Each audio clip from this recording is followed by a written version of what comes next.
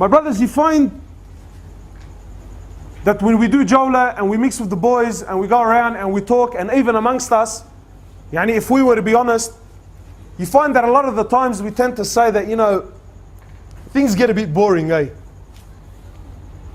But yeah, every now and then you think, brother, can't you spice it up a bit, man? Here in this particular masjid, we tend to have a saying. We say aflam. Brother, rip a film, rip a movie, make it fun, make it entertaining.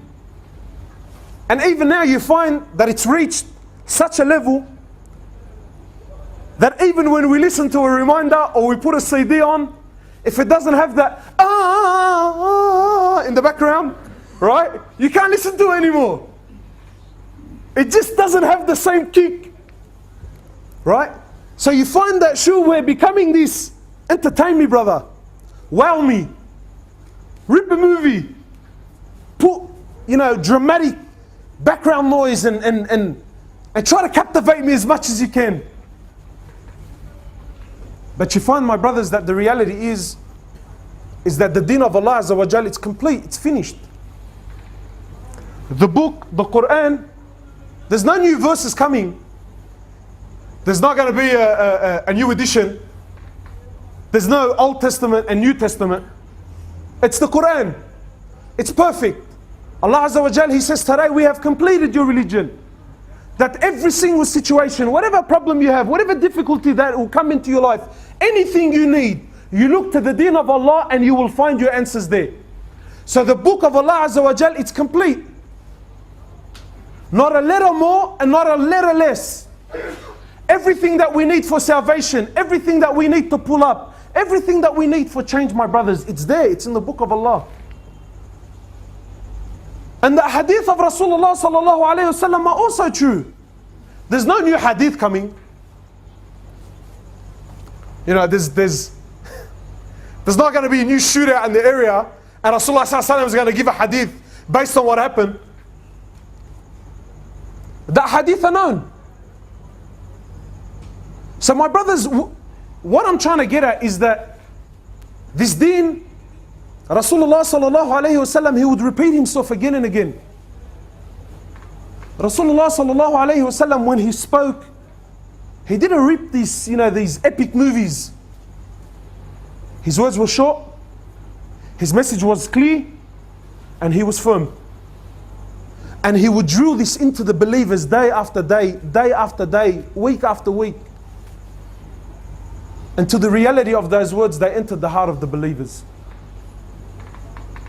My brothers, you find that every single believer who's practicing, who has established those 5 prayers in his life, you find that Allah Azza wa Jal, He's made it obligatory. According to most madhahib, that the salah is incomplete if Surah Al-Fatiha is not recited. But why? Why isn't it Fatiha today, Ikhlas tomorrow, another verse, another chapter? No. Allah Azza wa Jal, Surah Al-Fatiha, every single day. If you are those who have established your prayers, then the 5 prayers, making a minimum every single day, every single one of us is reciting Surah Al-Fatiha 17 times a day. If we're going to speak about being repetitive, if we're going to speak about, getting bored and speaking about boring, this has got to be the peak. Bro, I'm reading this chapter 17 times a day minimum. That's without your sunan prayers. But have you ever really looked into Surah Al-Fatiha? I ask honestly, how many of us really know the meaning of Surah Al-Fatiha? You read this chapter 17 times a day, but do you honestly know what you're saying? Do we know who we're standing before? Do we know who we're standing in front of? These words that I'm saying, Ya Allah, why did you choose this particular chapter and why did you make it 17 times a day? My brothers, if you understood the Fatiha, and you reflected on the Fatiha, your prayers will be on different levels. And you and I will be on different levels. We start with Bismillahir Rahmanir Rahim. Bismillah. Bismillahir Rahmanir Rahim. Allah Azza wa Jal is saying, in the name of Allah, the most gracious, the most merciful. Of all the names of Allah, of all the attributes, Allah Azza wa Jal chose these two in specific to start not only Surah Al-Fatiha, but every single chapter in the Quran except for Surah Al-Tawbah. Bismillahir Rahmanir Rahim. In the name of Allah, my brother, in the name of Allah. When you're standing there before Allah Azza wa Jal and you're saying Bismillah, you're saying in the name of Allah, Ar-Rahman Ar-Rahim. Ar-Rahman Ar-Rahim, what does this mean, man? And what should I be thinking about? What should be going in my heart when I say Ar-Rahman Ar-Rahim? The Rahmah of Allah. Allah Azza wa Jal, He chose that He wants you to start with Ar-Rahman Ar-Rahim. He wants you to recognize before anything else, but it's the first chapter. It's the first chapter in the Quran. They say that the book of Allah is a book of violence. It's a book of terrorism. It's a book of corruption, injustice, oppression. Yet the first verse is Bismillah. Bismillahir Rahmanir Rahim. In the name of Allah, the most gracious, the most merciful. How much mercy does Allah have, my brother? You know, they say that the strongest bond in the world, the strongest bond is the bond between mother and baby. And not just any bond, but a mother that's breastfeeding. So the connection between a breastfed baby and that mother is the closest bond in the world. There's nothing stronger.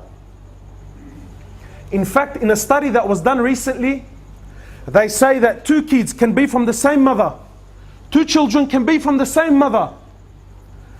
If one of them was breastfed and the other was bottle fed, the one that is breastfed will have a stronger connection to his mother throughout his life. Your mother, my brother, who loves you more than anything in this world. Your mother, my brother, who the nights, sleepless nights. Your mother had sleepless nights, my brother, in breastfeeding you at 2, 3, 4, 5 in the morning. When you would get sick, she would wake up frantically and wake up your father and tell him the boy is sick, the girl is sick, let's go to the doctors. You know, I got 3 kids and my wife, whenever they're sick, she wakes me up in the middle of the night, she says to me, come on, let's go to the doctor. Like, yeah, doctor, man, are you serious? It's 3 in the morning. Make dua. Mohammed, please, let's go to the doctor. And I'm in the deep depth of sleep. But look at where her heart is. My brother, your mother who loves you more than anything in this world. Your mother who, when you came into this world, your father, her husband, who was, you know, when a woman first gets married, her husband is, he's a Habib. My husband, I love him. Up until the first kid comes into her life, the hero becomes a zero. Any father, he knows. The moment that kid came into this world, you're nothing. Everything comes before you. Everything comes before you. SubhanAllah, I was hearing today, Sulaiman Mullah, he was saying in one of the talks, saying about women, you know, SubhanAllah, Ajib. He says, you know, there's only 2 places that a woman will ever praise her husband. Those single boys, this is the truth, huh? Ask any married man here, and they'll tell you. There's only 2 places where a woman praises her husband. The first time she praises him is before they get married. You know, when they're engaged, She tells all her friends, oh, do you know who I'm engaged to? You know, the guy that drives the car. Oh my God, yeah, we're getting married. We're getting married. We heard he's not religious. Oh, no, he reads Quran every day. He sends me nice text messages of his favorite surah in the Quran and verses that move his heart. He's so pious. Until you get married, bro. And then you're the nishah that doesn't take her out anymore. And then the next time she praises you, my brother, is when your family is following your funeral. She says to his son, Wallah, your dad, he used to be a good man. Wallah, he was a good bloke. They're the only 2 times that a woman will ever praise her husband. When she's following the funeral, she says to her son, your dad, he was a good man. He says, what's the world come to? A brother's got to die to be praised by his wife. So your mother who loved you more than anything in this world, my brother, if you push the right buttons with your mother, she'll disown you, man. She'll disown you. Your father who took honor and pride and said, MashaAllah, this is my son. Who used to hold you on his arms and hold you on his shoulder and wanted the world to see my son. You push the right buttons with your old man and he'll disown you, bro. How many brothers do we know that've been kicked out of the house? Your best friend, my brother, your best friend, the guy you grew up with when you were young, my Koi, my Bava, my Khai, my Seli brother, we spent time in jail with this guy. He was my Seli brother. Me and him, we're like that. We're like that, bro. Yet you push the right buttons with him, my brother, and he'll disown you. You work for your boss for 20, 30 years, but even your boss has a procedure at work. He says, if you break this procedure, you're gone, you're finished. But Allah Azza wa Jal is the one who says, do whatever you want, my slave. If you come to me with repentance, I will forgive you. He says, my slave, if you come to me and your sins have reached the heavens, but you don't associate partners with me, I will come to you with mercy that matches it. He says, do whatever you want. As long as you don't associate partners with me, I will always forgive. He says, Ya ibadi, Allah is calling out. He says, oh my slaves, those who have transgressed against themselves, la taqnatu min rahmatillah. Never, ever, ever give up hope in the mercy of your Rabb. This is Allah. This is Ar-Rahman Ar-Rahim. This is Ar-Rahman Ar-Rahim. He says, do whatever you want. You don't associate partners with me, I will always forgive.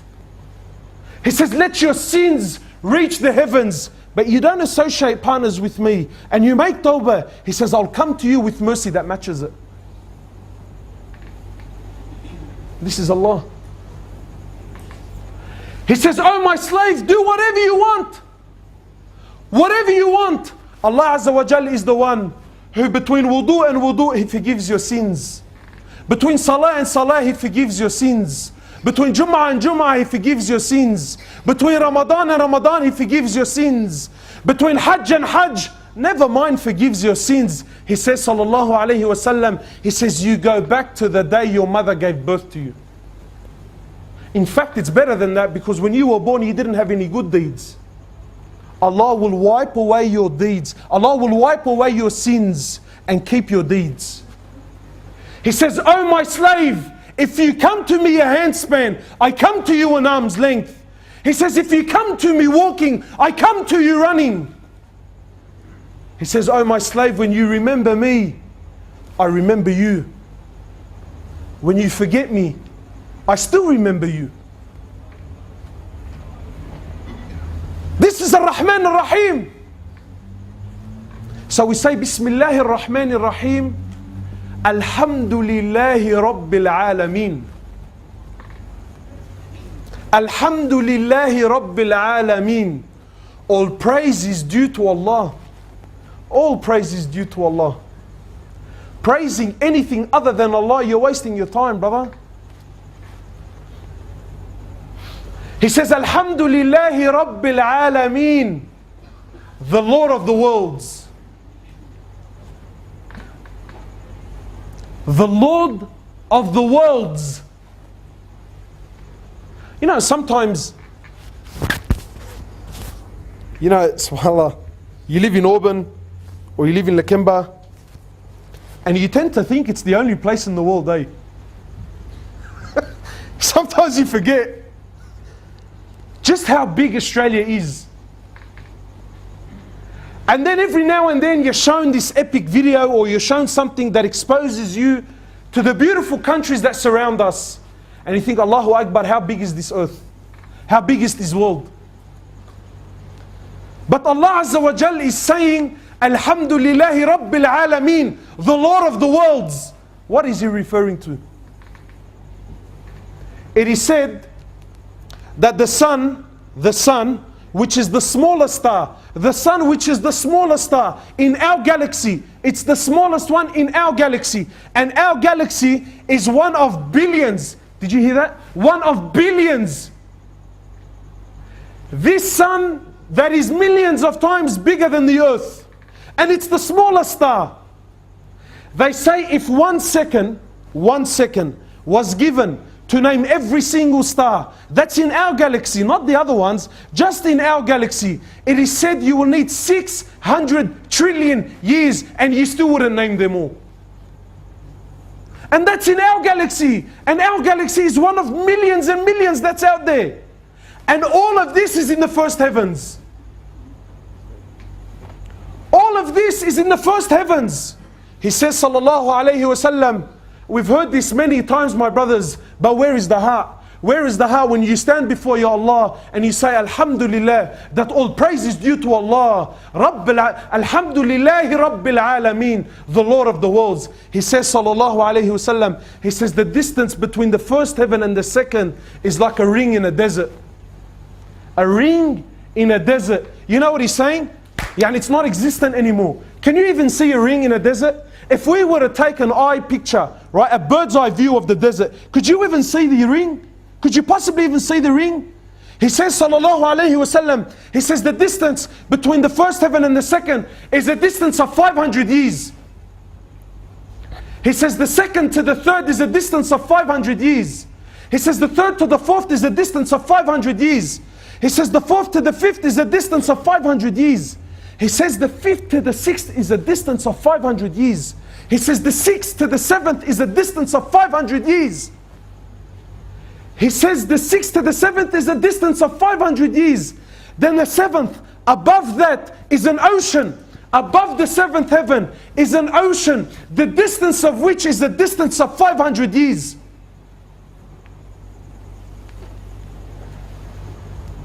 And then the throne of Allah.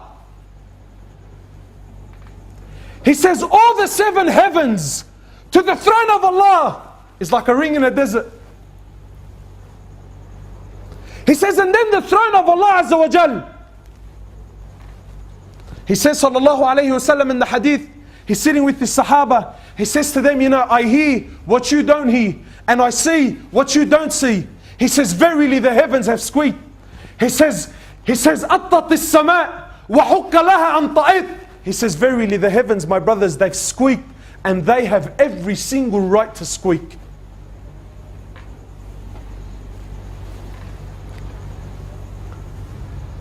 He says, for there isn't a space for 4 fingers except there is an angel in prostration to Allah. He says, sallallahu alayhi wasallam, that on top of the Kaaba is a house. There is a house that is on top of the Kaaba that is in the heavens. He says every single day 70,000 angels go in, make tawaf, and they never come back. Every single day there's a new batch and a fresh load of 70,000 angels, and they never come back. Allah, who is Rabbil Alameen, He's Lord of the worlds. Where are we, men? Where are we? Where are we? And brothers walk around on the streets with a big chip on his shoulder and who is shagli.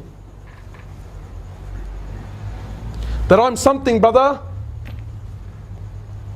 He has a tat on his neck, now I have to respect him. He's been in the gym for a couple of weeks. Heading up a couple of cycles of juice. His t-shirt, he's wearing his son's t-shirt, right? But because his chest and because his shoulders are coming out of the shirt, I gotta respect him, bro. He's something. He's something, you know, because his forearms are a little bit bigger than yours.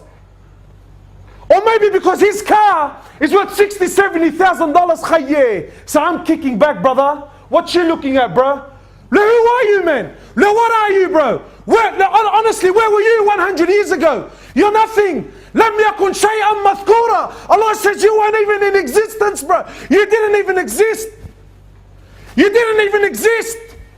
And you're walking around like you're something. Bro, your beginning was a nutfa. You were a piece of sperm. If you were on the floor, brother, I wouldn't have picked you up if you paid me. And we think we're something. There was a pious man who was sitting. SubhanAllah, you know, Shaykh al-Islam ibn Taymiyyah, he says it's amazing that how can the one who passed through the passage of urine twice have pride in his heart, man? You forget where you came from, bro? Do you forget? There was a pious man who was sitting, and you know, everyone's coming in and respecting him, mashallah. And so this very simple, ordinary man walks by and doesn't acknowledge his existence altogether. So this guy, you know, he was cut a bit. You know, he's pious, but everyone else is giving me status. And this guy who's a nobody, it's not like he's something. He's a nobody, walks by and doesn't even acknowledge my existence. So he gets up and goes over to the man. He says to him, do you know who I am? He says, yes, I know exactly who you are. He says, in fact, I know you better than you know yourself. So the man buckles. He says, what do you mean you know me better than I know you? He says, your beginning was a piece of sperm, and your end is a dead carcass, and in between you're a vessel that carries around urine and feces. What are you? What are you compared to Rabb al-Alameen? So we say Alhamdulillahi Rabbil Alameen, and then Allah wants to remind you again. You know, sometimes you hear the talk, yeah, how many times we had to hear this talk? You know, like with Shaykh Amar, dunya, dunya, dunya, dunya, salah in the masjid, sarana, bruh. But the reminder, Rasulullah sallallahu alaihi wasallam, the reminder benefits the believer. Not education, I'm not educating you, I'm not telling you something that you don't know. I'm reminding you of what you already know. So Allah subhanahu wa ta'ala wants to remind you again, just in case, God forbid, that within the first two verses of your Fatiha, you forgot who Allah Azza wa Jal is. So Allah subhanahu wa ta'ala reminds you again. He says, Ar-Rahman Ar-Rahim. Bismillah ar-Rahman ar-Rahim. Alhamdulillahi Rabbil Alameen. Ar-Rahman ar-Rahim. And here comes my favorite one. He says, Malik Yawmiddin. He says, Malik Yawmiddin. My brothers, he says that he is the king of that day, the day of judgment. The king. The king of the day when the world will be running around frantically. He's the king of the day when even the prophets and the messengers and the shuhada will be scared. He's the king. He's the master of that day, my brothers, when every single living thing will come to an end. When Allah Azza wa Jal, He calls for the day, and every single human being on the face of the planet will come to an end, and every single jinn will come to an end, and every single animal will come to an end, and every bird in the sky will fall to the ground. The day when everything will be destroyed. The day when even the angels will come to an end. Picture this day, my brother. Picture this day that we live every single day, and yallah, no fear. No fear of this day. You know, Jibreel alayhi salatu wasalam, he comes down to Muhammad sallallahu alayhi wasallam. He says to me, Ya Muhammad, عيش ما شئت فإنك ميت. You know, I always think and I ponder about this. Jibreel, the chosen one of the angels, he's having a conversation with the chosen one of the prophets. And he's talking to him, you know. He says to me, Ya Muhammad sallallahu alayhi wasallam, he says to me, عيش ما شئت. O Prophet of Allah, live for as long as you want, for verily you are dead. There will come a day when you have to die. He says to me, O Prophet of Allah, love whoever you want. Love, go, fall in love, cling on to this person and hang on to this person. He says, for verily there will come a day when the both of you will have to part. He says to me, O Prophet of Allah, do as you please. And this is us, my brothers. We're doing as we please. We're living in this dunya. We're running amok. We're running amok. Only God can judge me, brother. Saying a brother, he had a tat. Only God can judge me. Did you work that out yourself, or did someone give you a hand, bro? He says, only God can judge me. Well, you're right, brother. God is going to judge. Jibreel is saying to Muhammad sallallahu alayhi wasallam, he says to him, do as you please, go, do as you please. For there is coming a day where for every single action, you will be held responsible and accountable. The day, my brother, when every single thing will come to an end. And everything will be destroyed. Every government will collapse. Every ruler will fall. Every nation will fall. Every human being will fall. Every animal will fall. Even the angels will fall. And then Allah Azza wa Jal will call. Allah Azza wa Jal will call out. أين الجبابرة؟ أين الجبابرة؟ أين أبناء الجبابرة? Where are those tyrants? Where are those tyrants? Where are the sons of those tyrants? He says, أين الملوك؟ أين أبناء الملوك? He says, where are those kings? Where are the sons of those kings? He says, أين الذين عاشوا في خيري وعبدوا غيري? Where are those that lived in my bounties? They lived in those that I gave. I gave them, and they worshipped other than me. Where are they? Where are they? He says, لمن ملك اليوم? Who is the king of this day?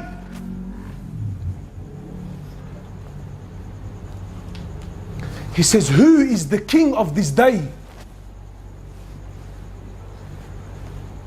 Allah Azza wa Jal is the king of that day, my brother. So when we say Maliki Yawm ad-Din, understand what you're saying, my brother. Allah Azza wa Jal is the king. Allah is the king of all kings.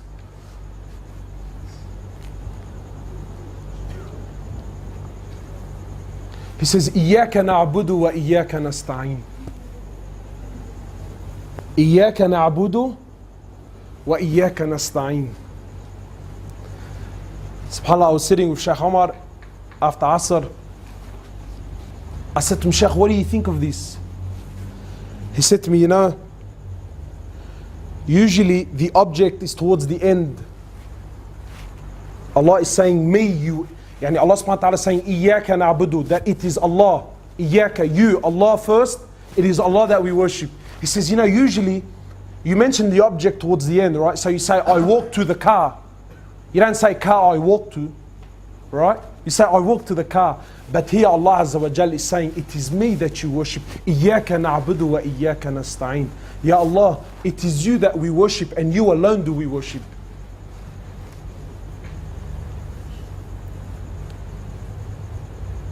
It is Allah that we worship, my brothers. Allah and Allah alone. You know, it is said that which you worship, it makes you its slave. And that's why a believer who truly worships Allah, what's his name? He's a slave of Allah. But my brothers, how many of us are truly slaves of Allah? I was saying to a brother, that which you worship. I think the brother was in ESO in school, I don't know, Allahu Alam. He said to me, bro, what do you mean? Don't we all worship Allah?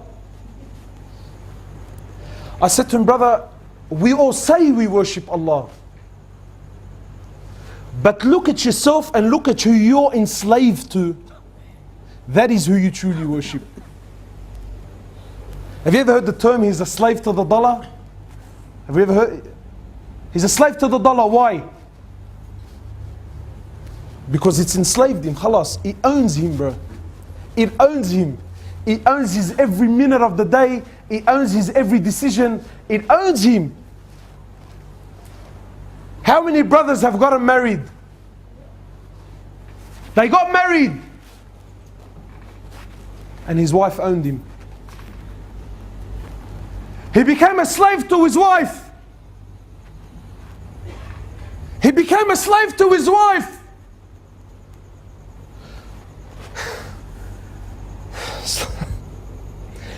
We went khuruj for 2 days. 2 days. And there was brothers who couldn't get off the phone. He was SMSing his wife at night. I said, brother, she gets upset. Bro, are you serious? Have we honestly reached this level? You can't leave your wife for 2 days. For 2 days. Brother, we were in Saudi. We went to Hajj. We went to Hajj. And by Allah, Wallah al-Azim, you know what the biggest concern in Hajj was? Never mind is Allah accepting my Hajj. Brother, tell me what I have to do on Arafat. Brother, where can I get Wi-Fi? They're walking around like zombies.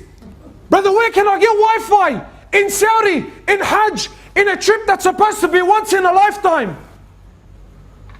Brother, I haven't spoken to the wife in 2 days. Wallah, she's going to kill me.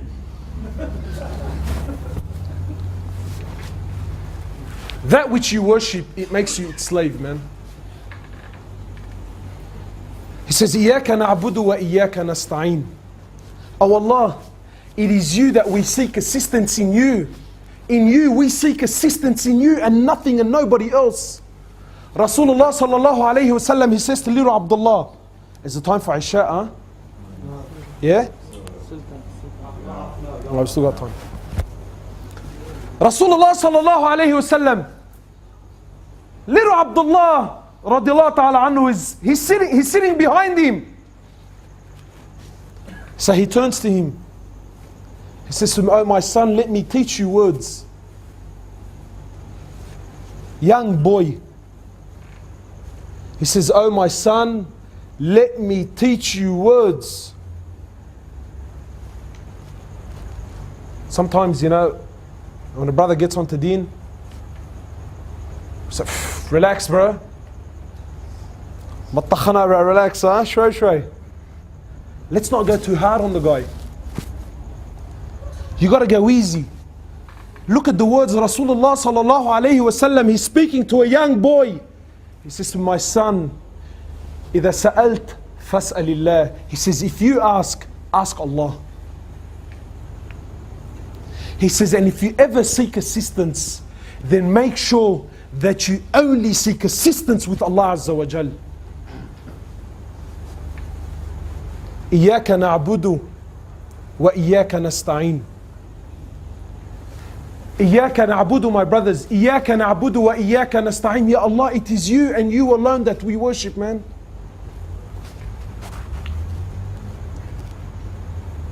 You, Ya Allah, you. Ya Allah, my heart, it cries for you. My heart joys for you. My heart buckles for you. My heart cries for you.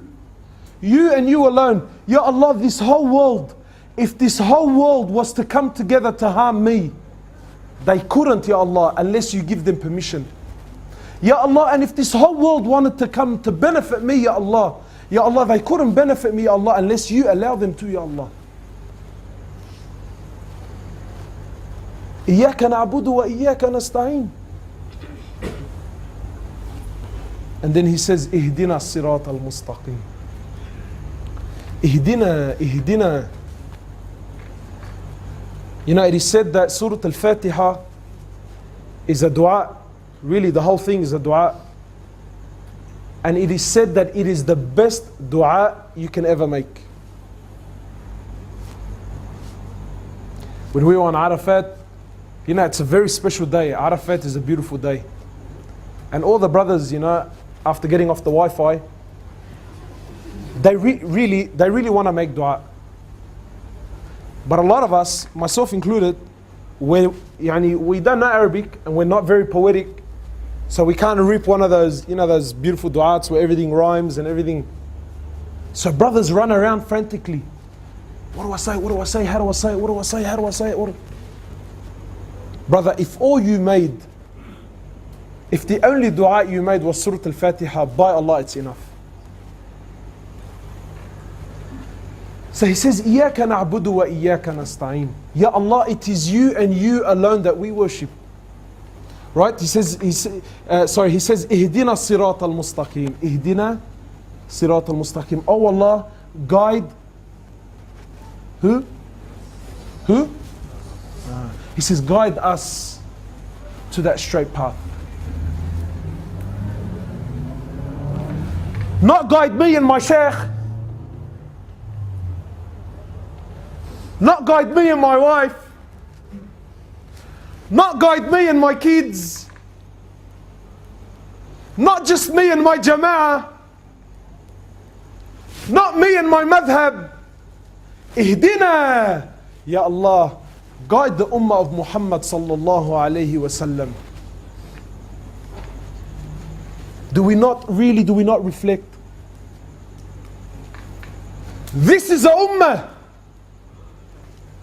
We are not individuals. We are not individuals. We are an ummah. We are one. We are the followers of Muhammad sallallahu alayhi wasallam. We are not the followers of a masjid. We are not the followers of a sheikh. We are not the followers of a madhab.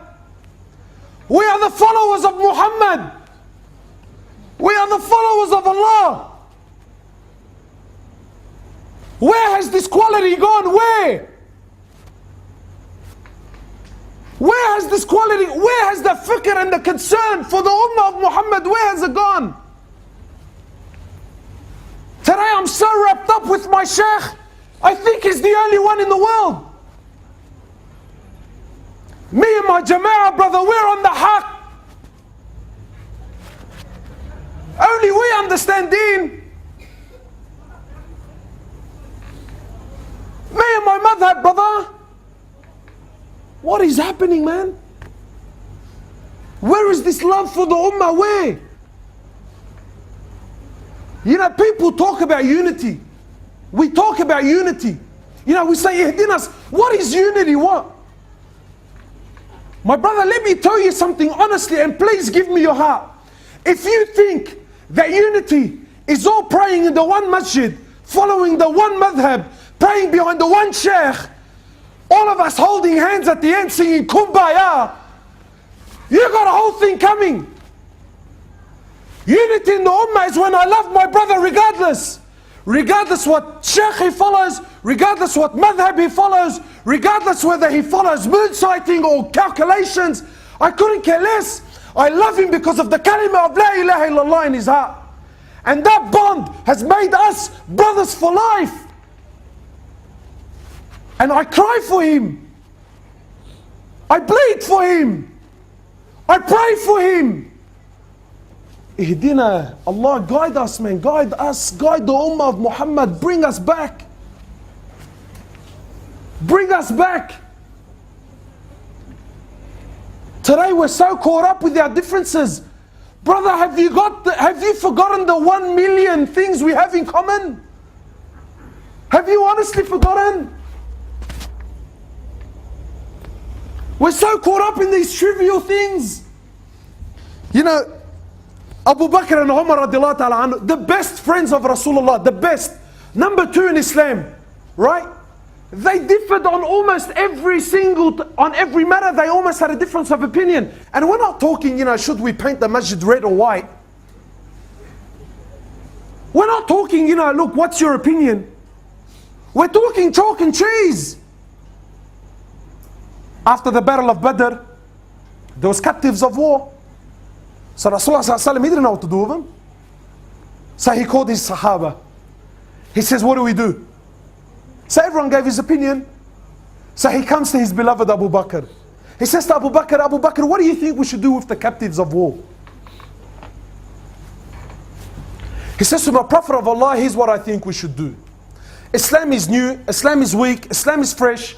And these people, we know them, their family. How about we ransom them, we sell them back to the people of Mecca, we sell them back and use that money to strengthen Islam and strengthen the army. Nice opinion. True? So he looks over to Umar radiallahu ta'ala anhu. He says, oh, Umar, what do you think? He says, a Prophet of Allah, give the cousin of Ali to Ali, and give the cousin of Umar to Umar, and let Ali and Umar slaughter his own cousin with his own hands. And let it be known to the world, and let it be known to the people of Mecca, and let it be known to Allah, that nothing will ever stand between us and Allah.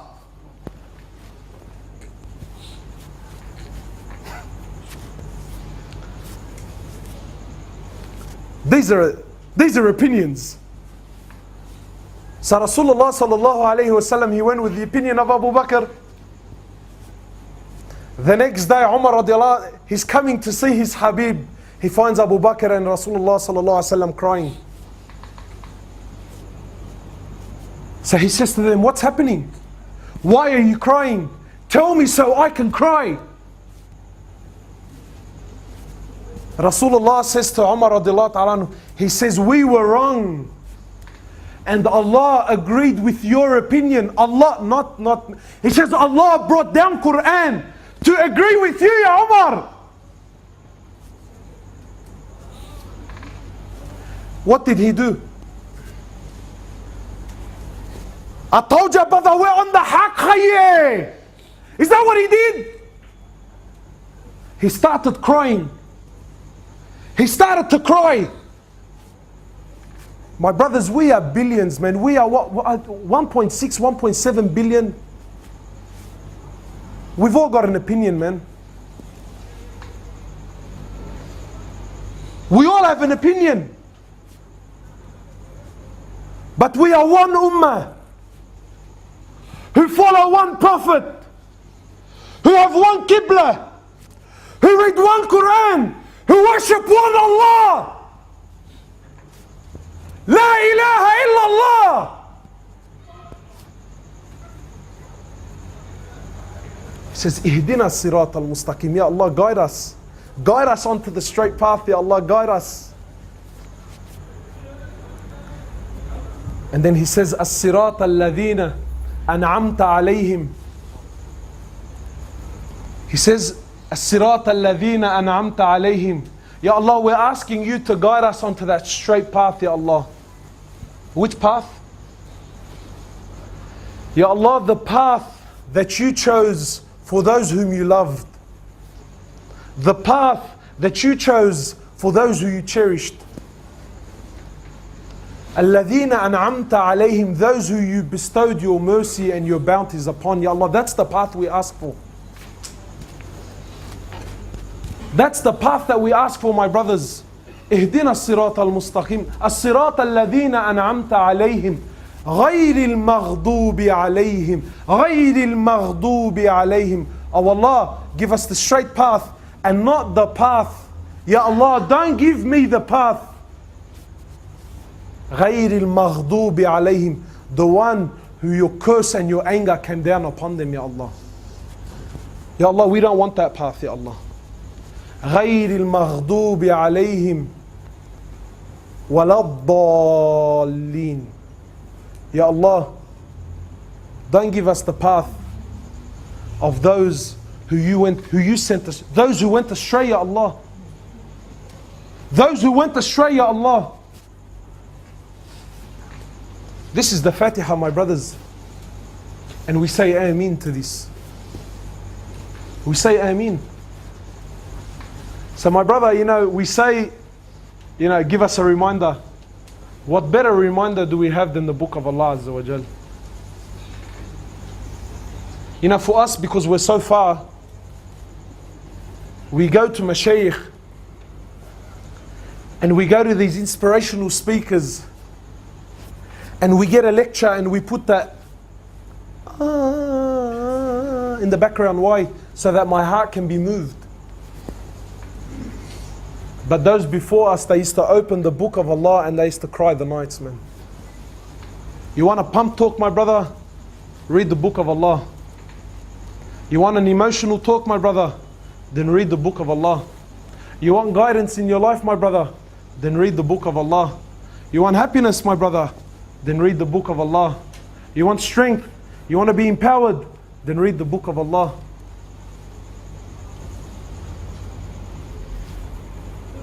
So my brothers, don't say I'm bored. Don't say give me something new. Rather ask Allah to soften these hearts. Ask Allah to bring the understanding of not only Surah Al-Fatiha, but the whole Quran into our hearts. Are we all ready to do this, inshallah?